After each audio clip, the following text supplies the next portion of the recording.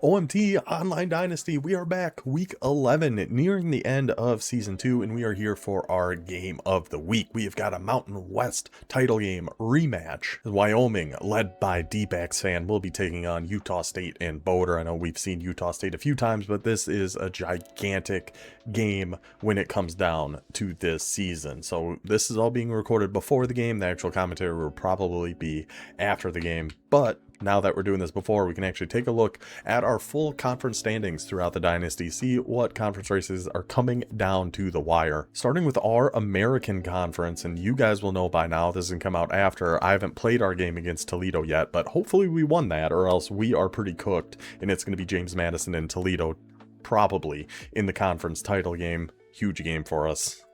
Hoping for the best there, but James Madison's been absolutely cooking. Toledo has been on an absolute roll. Then there's us lurking here. Number 20 in the country, ODU. Number 13, James Madison. Even here just in year 2, we're starting to get quite a few ranked teams, some teams with shots at the playoff. Should be a very fun end of the season. But the American looking like a 3-team race at this point, potentially just 2, depending on how our game against Toledo goes. Conference USA. This is a fun one here with Texas State and Louisiana, both tied at the top, both 8-2. Texas State 5-1 in conference, Louisiana 4-1. Have these two teams played already? They have not. The last game of the season is going to be Texas State and Louisiana in week 13. That is one to keep our eyes on. But we just see our last game of the week with Louisiana against Rice. The Owls able to pull off that win, gets them to 6-3, but more importantly, 3-1 in conference, keeps their hopes alive. And honestly, lurking behind here too, UTSA with only 2 losses, FIU with only 2 losses. A lot of balls still up in the air between these, 5 teams in Conference USA. This is going to be a fun race, especially with Texas State and Louisiana. One of them guaranteed to get 2 losses as well. We'll see if Rice can win out and keep their spot. That would move them up into the top 2, obviously. Or if they drop a game, then just like that, UTSA and FIU are back alive. Going to the Mountain West. Now this is why this is our game of the week. First place in the Mountain West, Boulder's Utah State Aggies, number 9 in the country, 9-0, 4-0 in conference. Right behind them, the Wyoming Cowboys, 7-2. They were ranked, but I think just lost to Colorado State or something like that. But luckily that's not a conference game, so they are still 4-1 in conference. If Wyoming can knock off Utah State in this one, that almost wraps up them two being in the title game, but right behind them still with 2 losses, Tulsa, who's been playing very well. We know they have a nasty defensive line. I do want to see, so they have played Utah State and Wyoming already. They've just got San Diego State for a conference game and North Texas. So those are their 2 remaining conference games. San Diego State's been playing tough. North Texas, we know, is pretty tough. So big games there, especially with North Texas sitting right here at 2-2 in conference. So one of these two is going to get down to 3 losses. That is pretty much an elimination game when Tulsa plays North Texas. Then depending how this one goes, Utah State, who do they've got left? Let's take a quick look. So they've obviously got Wyoming, UNLV with a veer and shoot. That can always be tricky. And then Arkansas State to end the season. And Utah State, they did make the national semifinals last year, ended up losing to SMU, I think. Looking to make another run back to the playoffs. But number 1 and number 2 in the Mountain West facing off. Like I said, a title game rematch from last year. Potential. Any of these 2-loss teams still have potential. I don't know what all the tiebreakers are and everything, but if you're sitting here with 2 losses, you still have a shot. Unlike our conference, I feel like. And in the Sun Belt, the Marshall Thundering Herd, 8-2 overall, 5-0 in conference, and this is really just coming down to a 3-team race here with them, App State and Coastal Carolina. Georgia Southern, you have 3 losses, you're unfortunately pretty much done, but Georgia Southern did lock up a bowl bid here at least. Let's see who these boys got left to finish the year. 2 more games for Marshall. They played some very close ones too. I mean, beat Rice by 7, Georgia State by 7, ECU by 3, Georgia Southern by 3, so they are doing very well, but there's some, 1-score games in there. And would you look at their 2 games they have remaining? 2nd place App State, 3rd place Coastal Carolina. So 8-2, 5-0 in conference Marshall against 7-2, 3-1 in conference App State, and then 6-3, 3-1 in conference Coastal Carolina. So there's still, any of these 3 teams still got a shot. Marshall versus App State is a massive game, and then we'll have Marshall against Coastal Carolina. Man, I was close to doing Marshall versus App State for our game of the week, next week, and we might just have to, depending, because now App State actually plays Coastal this week, and another massive game. Oh my goodness. So between the top 3 in the Sun Belt, it is essentially coming down to a round robin between all of them, because they all still have to play each other. What drama. What fun. You love to see that. The Sun Belt was one of our best races last year. Could be again this year, considering how this schedule plays out. Unbelievable stuff. So that is how all of our conferences are sitting. All 32 teams are currently accounted for. But if you do want in on the wait list, people drop out pretty frequently. Hop into the Discord. The link for that is in the link tree below. And just let me know you would like to join on in. So now let's take a quick look at the squads we will be watching here today. Wyoming, I honestly haven't really seen a ton of. He was very good last year. He's been very good this year. It's just I haven't quite caught any of his games, so I'm not entirely sure how he plays, how his squad looks. Utah State, we have seen a couple of times. We know they have been very impressive this year. Let's take a look at their depth charts. Start with a visiting squad. The Wyoming Cowboys currently in the Iowa State playbook. We'll see. We've seen a few people kind of change up by game time, so we'll keep an eye on that. But this quarterback, holy cow, Connor Harrell, 84 overall, 85 speed with some really good abilities. Got to kind of keep an eye on him running. Let's see if that's something he likes to do with this guy. Passing is fine. Let's take a look at, oh yeah. Yeah, he does. So much like kind of what we had to worry about in that Toledo game, I think Utah State's gonna have to worry about a little bit here too, because he does like to take off and run with this QB. Okay, something to keep in mind there for Wyoming. How about their halfbacks? Looks pretty solid here with Taryn Kelman, 5'8", 212, solid abilities on him, and a 93 speed. Amarian Peterson sitting back here, and he's an elusive bruiser with a 93 speed. I'm surprised he's not halfback 1, to be honest. The shifty is nice to have on your starting guy, but man, an elusive bruiser with 93 speed would be awful hard for me to be putting on the bench. Why? I mean, but if he's in Iowa State, he might run a lot of 2-back stuff. We'll see. Wide receiver, we've got 84 overall, Chris Durr Jr., Eric Richardson right behind him with 91 speed, 89, and sidestep. Again, sidestep always makes me think RPO potential going out to Chris Durr. We will see about that. Tight end, not a lot of speed here. Don't really have to worry about that too much if we are Utah State. Still, our main concern is going to be that backfield and making sure we're keeping eyes on that quarterback for sure. Let's see, defensively, Wyoming. I know their overall isn't sitting at the best right now. 67 overall, 66 offense, 69 defense. So we're not expecting to see a ton, but overall also doesn't mean everything. Like our Old Dominion team is a 71 overall, but I really like how that team is set up. So it's whatever. You can have low overall guys that still play really well. A decent speed at their Mike linebacker spot. Other than that, linebacker's not looking great. This guy's looking pretty great. 6'1", 84 overall, 94 speed. LaTerrence Welsh, blanket coverage and house call. But behind him, we are kind of lacking a little bit. I mean, you'd got to be playing this Caleb Merritt. Layout, house call, 90 speed, 5'11". That guy's just got to find a spot on the field over an 85 speed, 6'1" Ian Bell, I would think. Free safety, D.I.C. Hopkins, the names of the game legend. Unbelievable name. Senior, 87 speed, 82 overall with house call. Pretty solid free safety. Solid enough strong safety, 6'1", Brooklyn Cheek, another fantastic name. Let's see if he's got anything kind of hiding over in his specialists. Power halfback's got to be elusive. Wait, what? Who is this guy? How did we... Oh, I didn't even look at him because he only had 84 speed. But... shifty headfirst sidestep downhill armbar, Damashja Harris.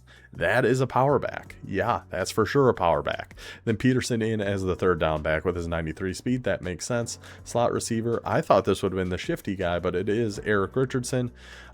Defense, I mean, there's really not a ton we can do. Let's see, sub linebackers a little bit slow. Utah State might be able to use some speed here on offense. So a slower secondary, not the best defensive line, but a really good backfield here for Wyoming. Let's go check out Utah State Aggies. A team we have covered a few times, so we have seen this depth chart once or twice. 76 overall, 74 offense, 79 defense, 2-star program, number 9 in the country, led by Tanner Applewhite, step up, dot, and on time. Pretty dang good. He is definitely more of a pocket passer, so it doesn't really need speed. on his quarterback. Those are going to be very good abilities for this squad. Now, Daniel Hill, this guy is a freak show. He is unbelievable. Elusive bruiser, 93 speed. We said on Wyoming how much we like that, but now we've got that plus all those silver abilities. Daniel Hill is a real problem.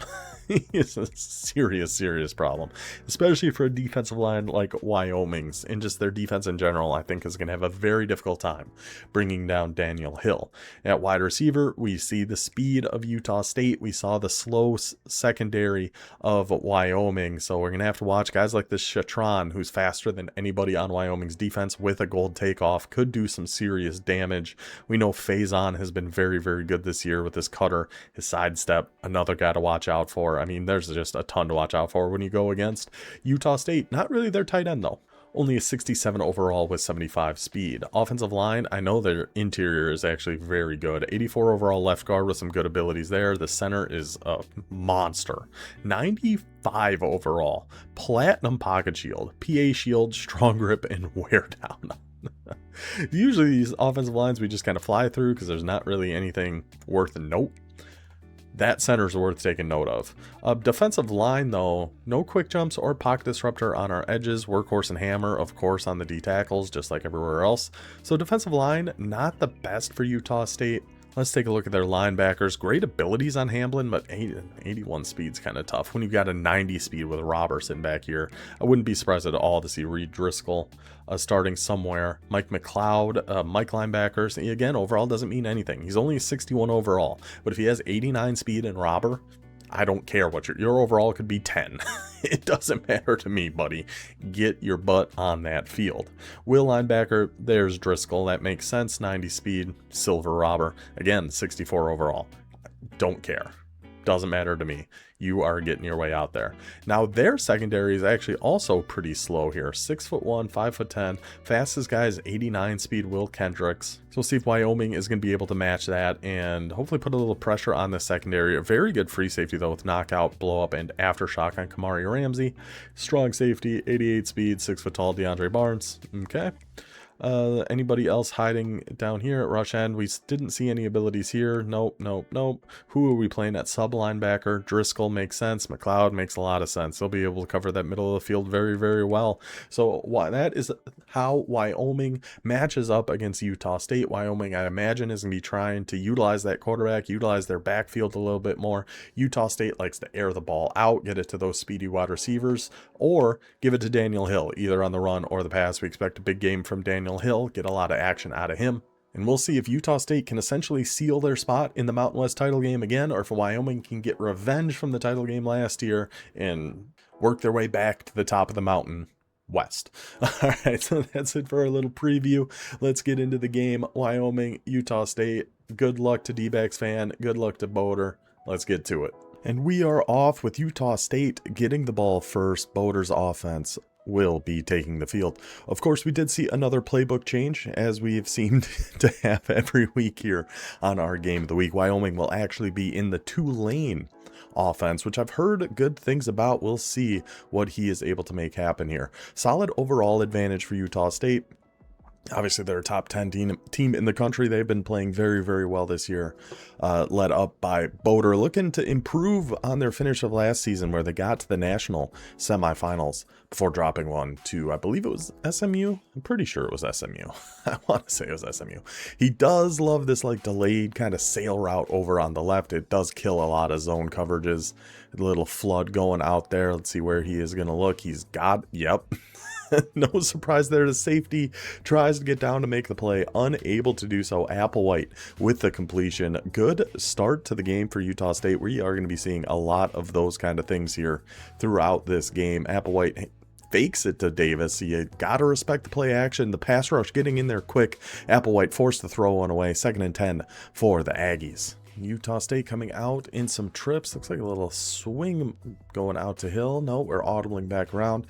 Just give it to Daniel Hill's never going to be a bad strategy here if you're Utah State. Takes it right up the gut and unbelievable blocking. And I think we are going to see a lot of missed tackles, a lot of broken tackles when we have a guy like Daniel Hill manning our backfield here. Wyoming unable to bring him down.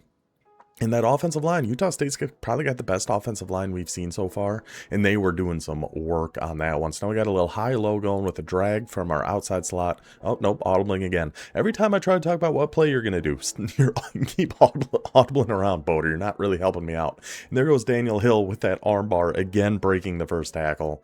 Like I said, I have a feeling that is something we are going to see a lot. This is another one we are recording later, so I know who wins, but there's some shenanigans that happen here. And oh my goodness, the hard flat on the outside by number 2 almost jumps in front of that. The DB fire play call there from Wyoming almost paid off perfectly, but number 2 unable to hold on to that ball. Applewhite almost with an early costly mistake. Now we are going back out to that swing to the right. Like I said, just give it to Daniel Hill. You're going to do just fine if you give it to this man every single play. It's in smart cut stick there by D-backs fan, Wyoming. Don't let him truck you. Don't let him stiff arm you. Go for the ankles. Take him out. Now we're going a little air raid classic here with stick, doing a little short in on our outside. Oh, nope, deeper in. Oh, a little bit deeper in. Our outside receiver slant underneath, had the curl there for a second, but good user defense. The pass rush getting in there in a hurry, not letting that deep in route develop for Utah State. Applewhite gets brought down and has to kind of throw it into the dirt there. Now a 2nd and 10, only a minute and a half gone by. Utah State definitely plays at a high pace. They like to push that ball down the field, but when you got a guy like Daniel Hill, you got to feed him the rock too. I mean, if we just gave the ball to Hill every single play, I would love that game plan from Utah State. This guy's unreal. So now we're going with RPO, probably looking for that slant if we can throw it, and we cannot. Good defense again by Wyoming, excuse me. D-backs fan all over that RPO. Has to give it to Daniel Hill, who tries to fight, tries to make some things happen, unable to do so. And Utah State's actually going to settle for their 3 here. Opening drive, get some points on the board. Nothing wrong with that. 3-0 lead for the Aggies. Now our first glimpse, let's see what actually... Okay, so defensive settings, we did conservative, aggressive, close and pinch on our safeties. That's something I need to do more often too, honestly. And our first glimpse of the 2-lane offensive playbook, single back, double wing. What in the world... Going with some power runs here for the Wyoming Cowboys, which makes sense. We're at, a little bit of a talent disadvantage here.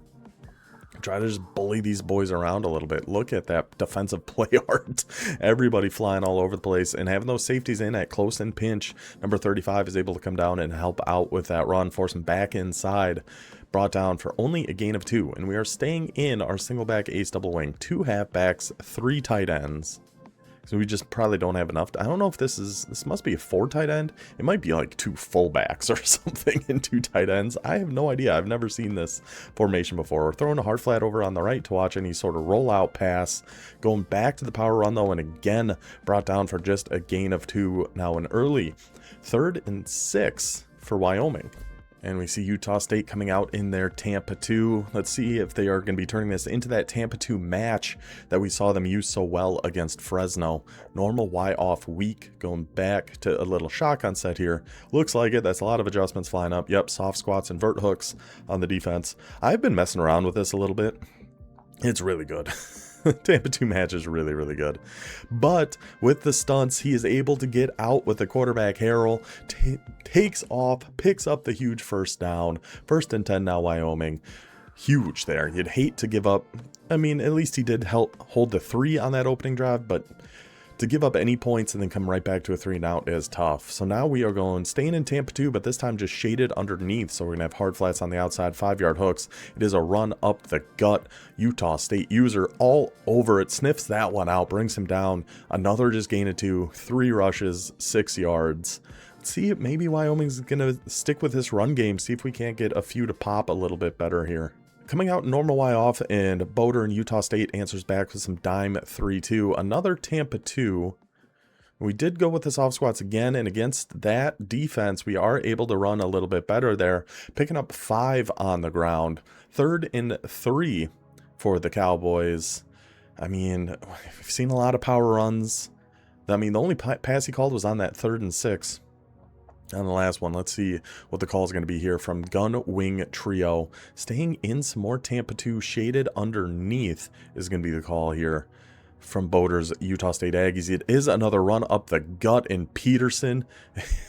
Okay, Peterson, he's starting to feel it a little bit. He's starting to get a little momentum going now. Love to see that. Wyoming staying in their gunwing trio. Looks like a little 4-3 defense for Utah State.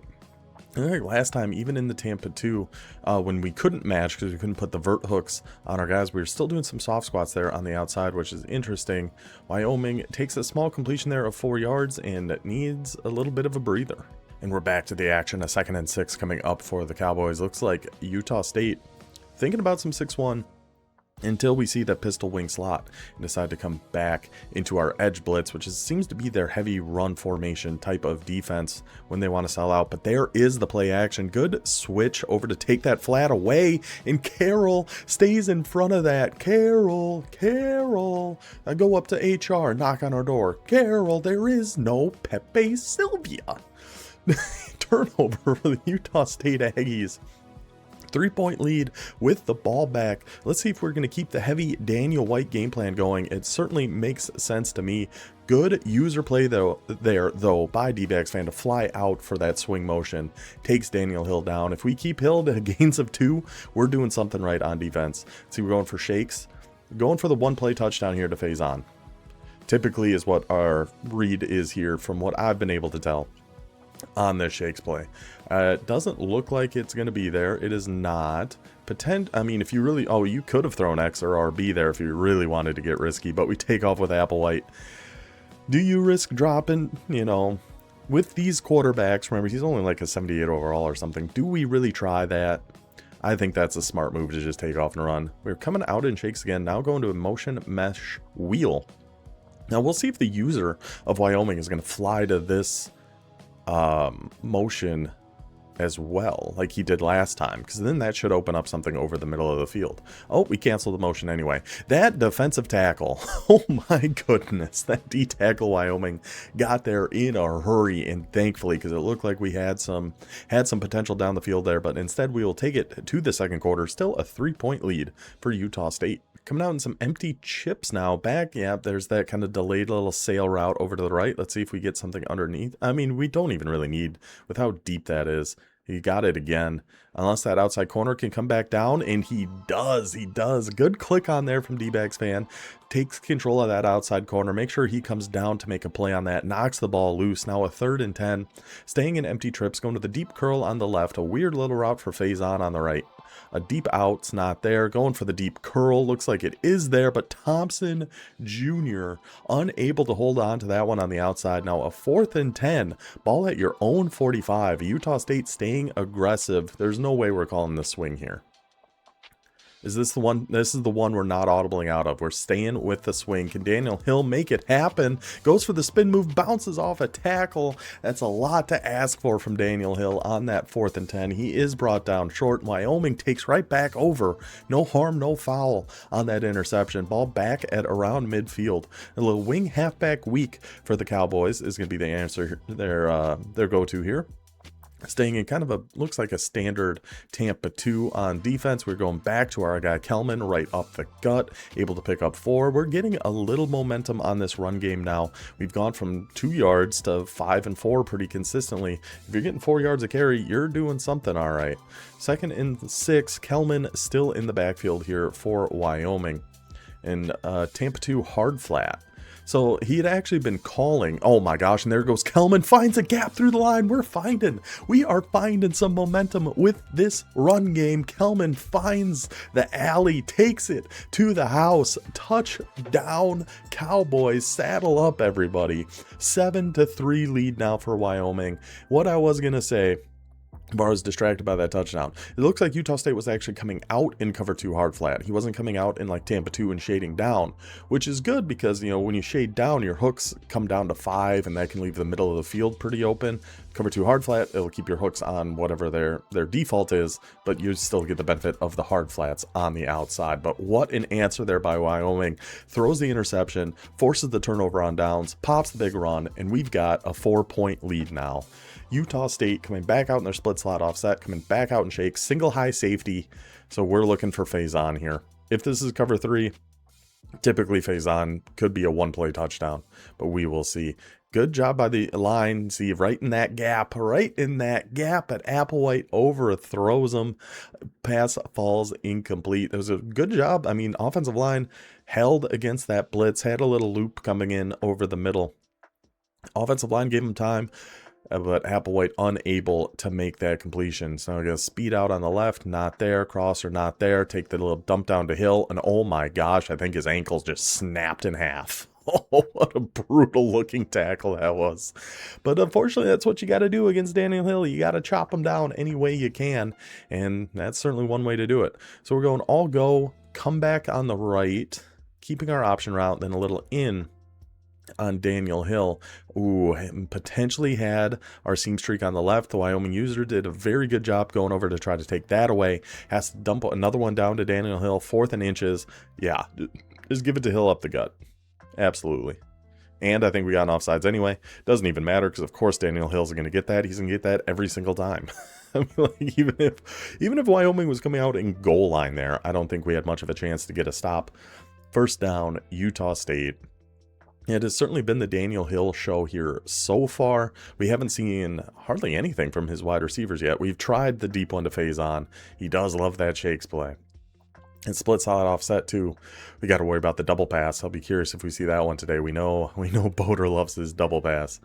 I mean, a run to the right looks pretty free here. Try to get in that gap that line was giving, and he certainly does. Daniel Hill again to the ankles. My goodness, that guy is going to need a lot of ice after this game down on his ankles, because they have been getting chomped at all day. Now a single mug look here from Wyoming, going back to our all go. We're not going to have that comeback, but we try it anyway, and unfortunately, Bauman of Wyoming is there to make the play. Interception for the Cowboys. Now with the 4, what a swing in this game. From Wyoming being down by 3, throwing that interception, Utah State, with the offense they have, you can be in trouble there in a hurry, to forcing the turnover, popping the big run, now getting your own interception. Wyoming with the ball up by 4, 3:50 to go. That, again, edge blitz. We've seen that pretty much every time Wyoming has come out in one of those heavy run sets. The answer's been edge blitz, and it has been doing a fantastic job guarding these runs. So now he's in doubles Y off weak. We're staying with the edge blitz here, trying to get some pressure on Harrell, the Wyoming quarterback. See if we can't force a mistake here. Pressure coming in, goes to the flat. Good read, finds him uncovered. That's Kelman again. I mean, this has just been both these halfbacks just absolutely putting on a show for both these teams so far. Kelman popping the big run, getting involved in the pass game.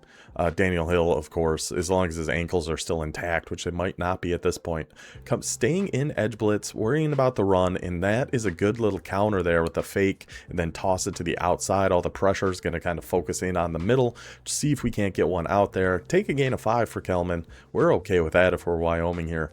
Down to the 19-yard line, 3 minutes to go. Start working clock here potentially a little bit. Going with some wing slot over. 3-3 stack is going to be the defense. Going with the big LB blitz.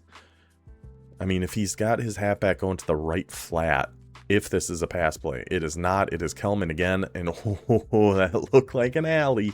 That looked like we had ourselves a bit of a gap there. I thought that was going to be an even bigger play, but it is still just a 3rd and 1. Coming out goal line defense here at the 14. This is what this Wyoming offense will do to you. His run game. So now we're going to the pass, and there goes Harrell right up the gut, finding his way in there, shifting his way all the way down to the 1-yard line.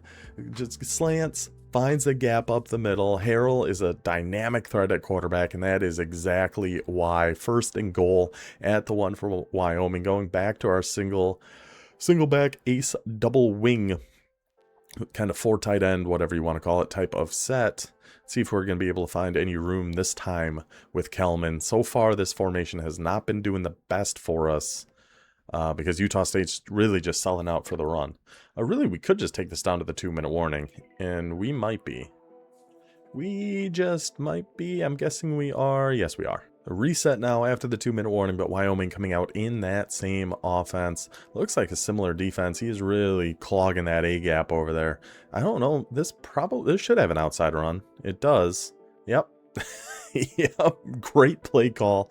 Any of those motion toss plays are so good. Because now, instead of having our 2 tight ends on the right, we motion the guy over. We have 3. It makes sense, right? Easy enough. Toss against something so condensed like goal line. Easy walk-in touchdown. Wyoming up by 11. And I think we have a little bit of a technical issue coming up here very shortly. But for now, the action will continue. Gets over the middle to Chatron. I was expecting more from him. Seems like Utah State doesn't... He likes Faison a lot, who Faison's very, very good too. But with the guy with the speed he has against how slow this Wyoming defense is, and we've got a few minutes before our technical issue, and I will explain what's going to happen when that comes up. But we're going back to that comeback on the right. Still not there. There's that seam, though, on the left. I think that's what we had last time, where a D-backs fan, Wyoming, was able to fly out there and try to take that away. At that time, he was not, so we're able to hit that seam. Now we're going with a tight end RPO to Shropshire, which is a very good play, but it helps a lot if your receiver actually goes out there and blocks somebody. If he actually made that block, looked like we had some room to run. We still get 6 on it, which is fine, but it could be a lot better if Faison actually put a little effort in. Going with the RPO now to Faison. Everybody crashes inside. Faison getting himself involved now a little bit. 3 catches for 63 yards. Just like that. This is what we were saying about this Utah State offense. Blink of an eye now, they're down to the 15-yard line. Hardly taking any time at all. And then we still got Daniel Hill back there too. Rumbling, bumbling, stumbling, cut stick. How are this guy's ankles still intact? We're going back to that RPO, looking for the slant again, I would imagine. Slant's not there. Just give it to Daniel Hill. Easy peasy, lemon squeezy. Touchdown Aggies in about, what, 5 plays? 40 seconds or something like that. Explosive offense by Utah State. Brings them back to within 1 score. Still 56 seconds here before half, though. But Wyoming's been playing a little bit slower of a pace. Let's see if they expand this 2-lane offense a little bit and try to get some points on the board here before half. But no, it looks like they are staying in a heavy 2 tight end set here. Utah State answering back with some 4-3 once again on defense. The defensive line getting in there, bringing Kelman down after just a gain of 5. And Utah State taking a timeout here, trying to put the pressure back on the Cowboys, telling them, we're not just taking this to half, buddy. You're going to have to do a little something for me. A little Y off, it looks like, from the Cowboys. Going to the drag underneath, maybe the halfback flat. There goes Harold, just right up the gut again. There is that shifty and the workhorse ability we see lighting up on Connor Harrell. What a stud of a quarterback we've got here. So now we're doing contains and a QB spy. Only going to be rushing 3. Going back to Kelman up the gut and all over it, man. We've been able to pop a few runs. Obviously the big touchdown run. But other than that, Aggies have been doing a really, really good job keeping him to, 2-3 yards a carry for the most part. So now we're going with a little Texas 4-man stunt out of some single mug Tampa 2, mixing up our formations and coverages, or we're just taking this to halftime at this point. It might be another situation like we had before the 2-minute warning there. We're just going to come to the line and sit here and wait. We will find out. Let's see if we're going to snap one more play here, Wyoming, or if we're just happy taking a 4-point lead into half. We are going to snap one more. Harold going to roll out, just dump one down to the flats, get it to our guy Peterson. Able to get a few yards, but still take it to half. 4-point lead on the road, Wyoming against undefeated Utah State. We're pretty happy with where we're sitting right now. And in even better news, it is Wyoming ball coming out of half. So let's see if we're going to start trying out some different things here in Tulane, or if we're just going to focus on this run some more. Pistol wing, probably focusing on the run some more. And sorry, no halftime entertainment today. don't have our performer home right now. Again, having the hard flats out here. It's pistol wing, motioning the tight end across. Oh, fake out. He's coming back. And another fake out with a play action. We got that corner out on the right, but Connor Harrell air mails that ball into the second row. I mean, that ball almost landed back in Wyoming. He overthrew that ball. I know Logan is very north in Utah. I think it's by the Wyoming border. I'm pretty sure. Anyway, going back to the run to Kelman, trying to get his way outside, able to keep his feet and cut that one upfield and pick up a gain of 6. It looked like potentially even more. if Utah State is coming out in things like this 4-3 and these heavy fronts, kind of like how we ran in that touchdown against goal line, take it to the outside against these heavy fronts, see if we can't get an edge. We do have the slant to Chris Durr Jr. He is not going to be caught. He is taking it all the way to the house. The user of Utah State just a step too slow. Almost. What a swing that was. I mean, we were a half second away from that being a pick, potentially a pick six for Utah State.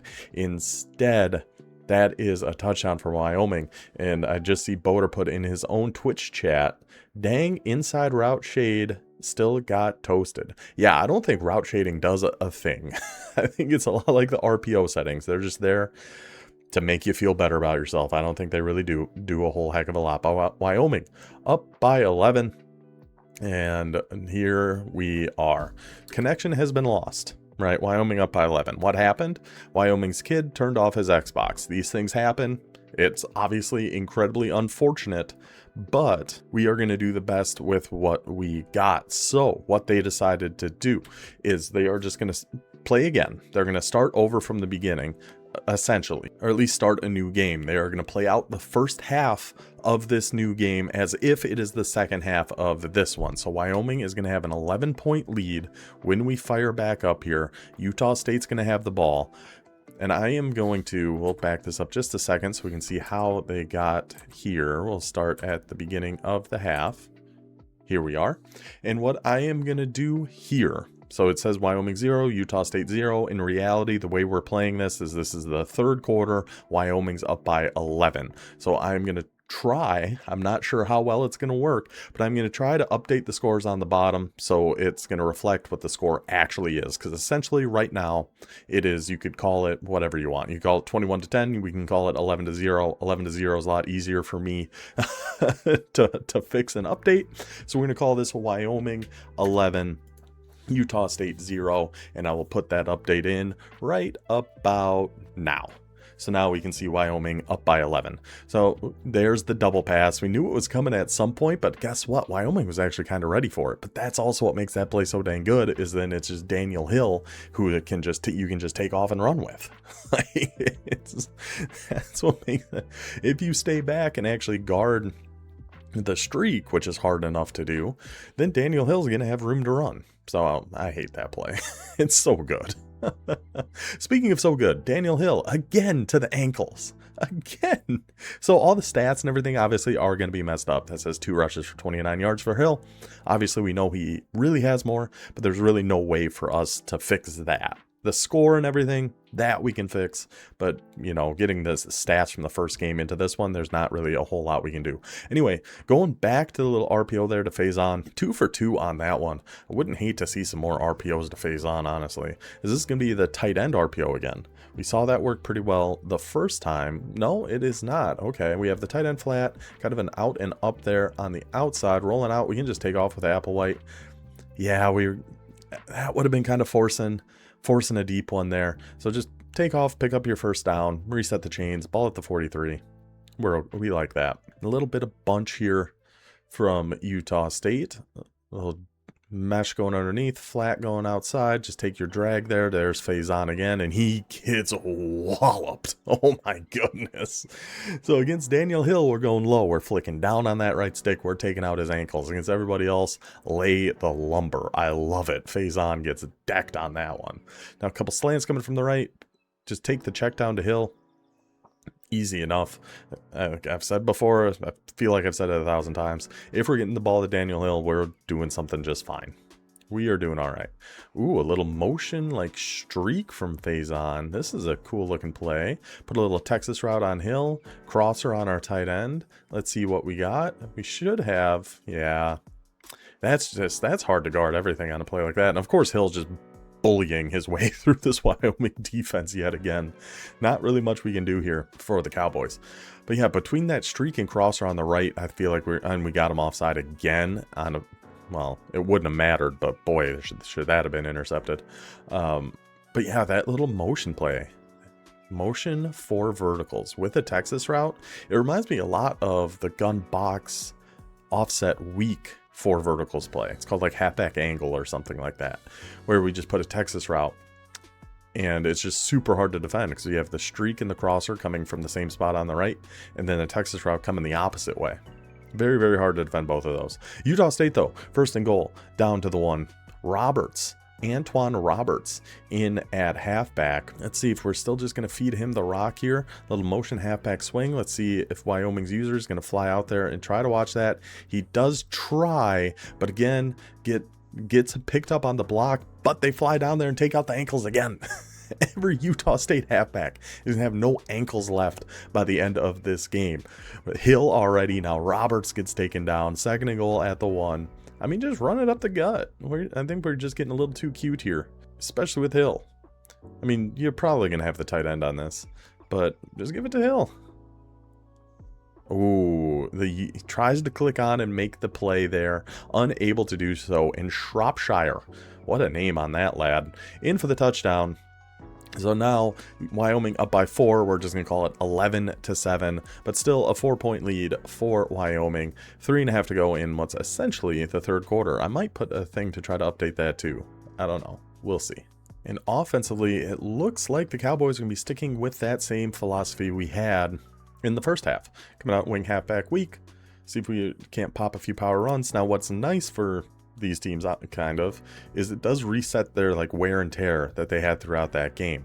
So we got fresh legs for our halfbacks, fresh legs for Connor Harrell, the Wyoming quarterback, Daniel Hill on the Utah State side. So I guess all those ankle shots, I don't know, in the long run I guess it don't really matter, but you know, it kind of ties into the story of the game a little bit. 2nd and 6, coming out with some doubles Y off weak. We were thinking about that edge blitz again, but instead we are going to go to some double mug.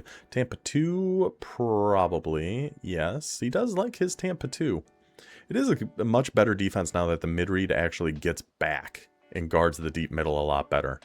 Before, it was a patch a couple months ago. That mid-read stayed way too down low. It was so easy to get in the deep middle. It's a little bit better now. He's like, watch the mid-read. It's Driscoll. Watch how, like, he just flies backwards, goes and guards that streak. Wow. Eric Richardson just breaking some tackles here, too. Now, a 2nd and 10, and now we are seeing some new things from this 2-lane playbook. Okay. Let's see. It looks like a little double Mabel defense set up there.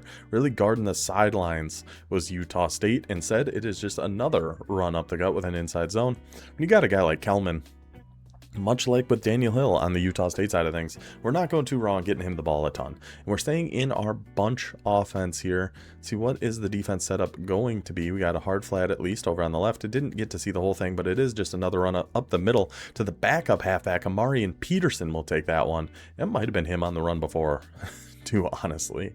I think Peterson's the 3rd down back, I want to say, so he's in for these like more pass-heavy formations, but he takes it, he picks up the 1st down. We're back to some bunch tight end, and it is Peterson in the backfield once again with Connor Harrell. Moving some guys around here, Utah State. Got some hard flats out there, a little cover 3. Going back to the run, and this time the D-tackle, get big boy number 90, gets in there, gets right off the block, brings him down, keeps him to a gain of 1. So we've gone to bunch tight end a few times, but every time we've gone to bunch tight end, it has been inside zone. And I know there's some good pass plays out of here. I know people like the 2-lane playbook because the bunch tight end is pretty good. But Wyoming has a game plan, and they are sticking with it. Coming back into some pistol wing. I think this was the play action last time. I think.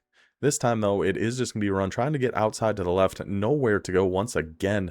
Literally no gain. Now a 3rd and 9 for Wyoming. Let's see if they're going to trust Connor Harrell. Put the ball back in his hands. See if we can't pick up this 1st down. And give trips tight end offset weak. Yeah, this 2-lane playbook's really good, I think. At least put it in his hands in the sense that maybe a rollout play, something we can run with Harrell. We've seen he does like to do that. Wouldn't be shocked to see something like that here. It's only a 3-man rush. We got time. He is looking to run with Harrell. Tries to get it to his halfback late, and somehow the ball gets out of his hands and falls down incomplete. That was kind of funky looking, but 4th and 9. And we had the halfback there too. I think we were just looking to run a little bit too early there for Wyoming. If we were able to sit back, especially against just a 3-man rush, we might have been able to dump that down to the back and be able to pick up that first down. Looks like our Tampa 2 match defense. Yes, it is. Vert hooks, QB spy, soft squats. Has the deep crosser, though. Finds the, not the deep crosser. God, the deep curl we find on the right side there, right in the soft spot of the soft squat. First down, Wyoming. Remember, they are up by 4. You guys should be able to see that. I can't on my end right now, so I'm reminding myself more than anything else. Ball at the 34, putting a little hard flat out on the left, help watch an RPO or potentially a halfback swing kind of play. Anything in the flats on the left, that's what hard flats are good for, believe it or not. In our 6-1 defense, looks like we called Sam Will blitz here, and then yeah, Sam Will blitz, and then just hard flatted our, well, it would be our right outside linebacker. But once again, Wyoming comes to line, and then we'll just take it to the end of the first, well, third. So going to the second/4th quarter. I know it's confusing, but you know, you gotta make do with what you got. We just don't want that to distract from this actually being a very close game and a very important game for both these teams. Like, you know, Utah State first place in the Mountain West, Wyoming second place in the Mountain West. Potential rematch coming in the Mountain West title game if Wyoming can hold on here. Even if not, honestly, they're still in a pretty good spot. And we, oh my, how in the world did that get caught by Utah State? So we had a lot open here, actually. Because we had a soft squat over here on the left. So he's kind of staying down. We have right here. We have this crosser, or this drag, is getting wide open right here too. We've got a lot of things open here. Unfortunately, the pocket collapses, and somehow on his way down to the ground, Mike McLeod ends up with that football, and Utah State takes over at the start of what's really the 4th quarter, down by 4, looking to keep their stranglehold on the Mountain West alive, keep that top 10 ranking, keep that playoff spot. A lot on the line for the Aggies here, and when you got a lot on the line, you give it to guys like Daniel Hill.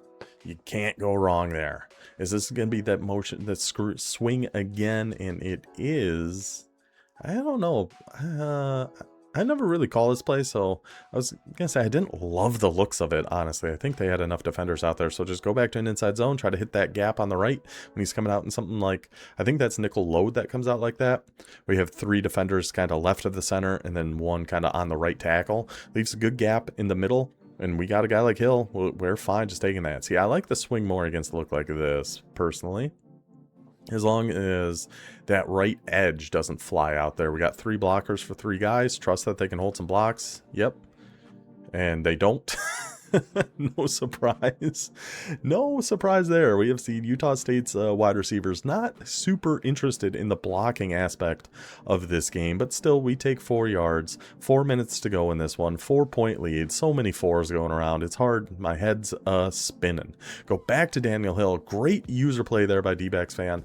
Being able to get off that block and bring Hill down one-on-one right in the gap there. Keeps him from picking up that first down. 3rd and 3. Going back to the RPO, we've had great success with RPO so far, so I like this call.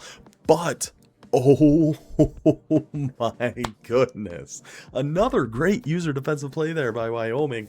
Almost gets down in front of that RPO. We saw him kind of jump afterwards because he was hitting wide to try to intercept that ball. Utah State now a 4th and 6, down by 4, 3 minutes to go in this one. Can they keep the playoff dreams alive? Going for the zig, going for that deep corner. Can we fit that over the top? How in the world? I did not think there was a chance that was getting over that guy. I mean, you had to throw something. It's 4th down. We had B coming open over the middle there. Number 13 on Wyoming. Brother. We got to get up and do something on that. I can't believe we let that get over our head. That is a very unfortunate break for the Cowboys. But that sets Boder and his Utah State Aggies up inside the red zone now. 2 minutes and 40 seconds left to go. Probably our last play here before the 2-minute warning. It looks like a pretty good setup for Daniel Hill to take this run up the gut as long as our blocks can hold okay for us. Just run behind our big boy center. I mean, that guy's an absolute stud. And now we'll just sit here for a little bit longer again. We've seen this a few times now from both sides. Just follow your big boy 72. He's going to go make a tag. He's going to go make a block for you. You can just follow him up the gut, get to the 2nd level, pick up 8 yards, take it to the 2-minute warning now, I would guess. Yes, indeed. 2 minutes to go.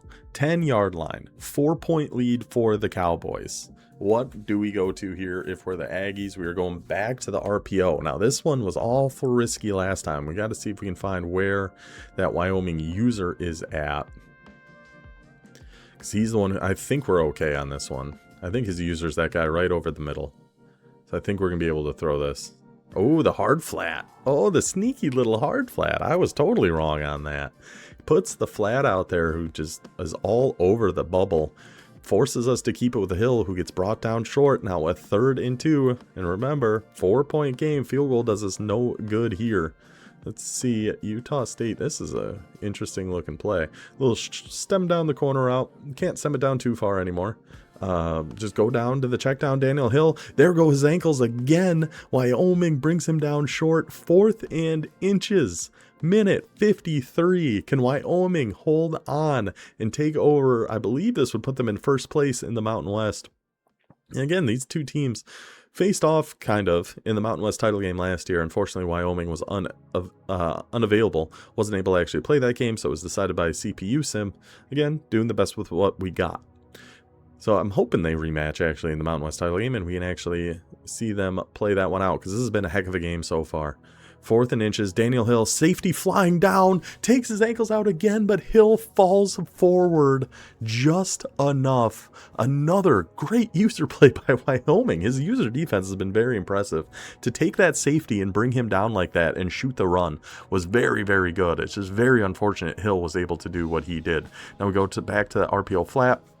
Again, user all over it, and that is a holding penalty against Utah State. Backing them up 10 yards, 1st and goal at the 18, minute 20 to go, 4-point ball game. I almost expected that sail play again with that. I mean, this is it's a similar concept here, just with a short corner route instead of that deep outish route, and we've got the corner. Can Applewhite deliver? He cannot. Oh, we had it open right at that pylon, and Applewhite misses the throw, keeping it a 2nd and goal at the 18. Stemming down the corner again, this time a little Texas route underneath. We potentially hit the corner again, so we'll just take our drag right underneath. What a spin move. Holy goodness, what a move put on there. Gain of 16 now, 3rd and goal at the 2, minute 10 to go.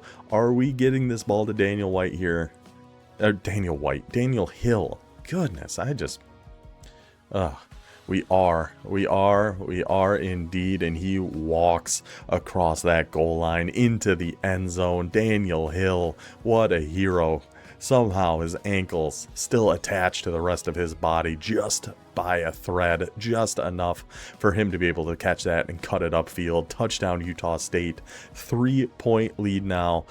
I mean, I think it's their first lead since it was 3-0, and it's with 1:07 to go. What a battle. What a battle between these two squads. Now, Wyoming out of timeouts. Minute and change left. Let's see if they can get anything on this return. They can't. Now we have to open that playbook up a little bit. Come out in that bunch and do some passes out of there. Trips tight end. We've got some good options here in the Tulane offense, but we can't be coming out in wing. Yeah, don't like that. We just don't have the tight ends for it either. If we in a situation like this where we have to be passing the ball, and instead we're just going with a run up the gut to Kelman, maybe trying to catch him a little off guard with a run call there. But with the tight ends we have with Wyoming, in a situation where we have to pass the ball, I don't like having them on the field. They're just not fast enough, man. We could have taken that check down. That really wouldn't have done us too much good. Maybe could have just thrown that one away. But instead now takes the sack. 3rd and 18, 40 seconds left. Time running low here on the Cowboys. Now we go to some bunch tight end. Okay. Better late than never. And let's see what the play call is going to be. It is just a Tampa 2 on defense. Here comes the stunt, though. Those stunts, man. They are so good. Stunting is just very, very good. They're able to get in there, get that pressure. 4th and 18.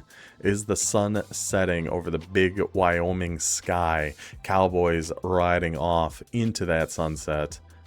Unless we can get something on 4th and 18. And here comes the pressure. We know Boater likes to do this when you have to go deep. 4th and 18, send the house. You got to get some blockers, or we are not going to have time to throw 120 yards downfield here. Block the halfback. We've got some time. Goes for that. Oh, it looked like we had that. Oh, did it look like we had that too? Just another overthrown ball in a game full of overthrown passes. We see one on the biggest down of the game. Interception for the Aggies. The defense stands up when they need to, and Utah State's undefeated season is going to continue here. They will win this one. So what's the actual final score then? It was 21-10. So it is 24-21. Utah State comes away with the win here. Let's go check out all of our conference standings here as we wrap up week 11. And hello, I'm actually gonna put my face over here this time so we can see all the conference standings. See if I can line my face up with Coach. I wish he wasn't moving so much. Stop moving.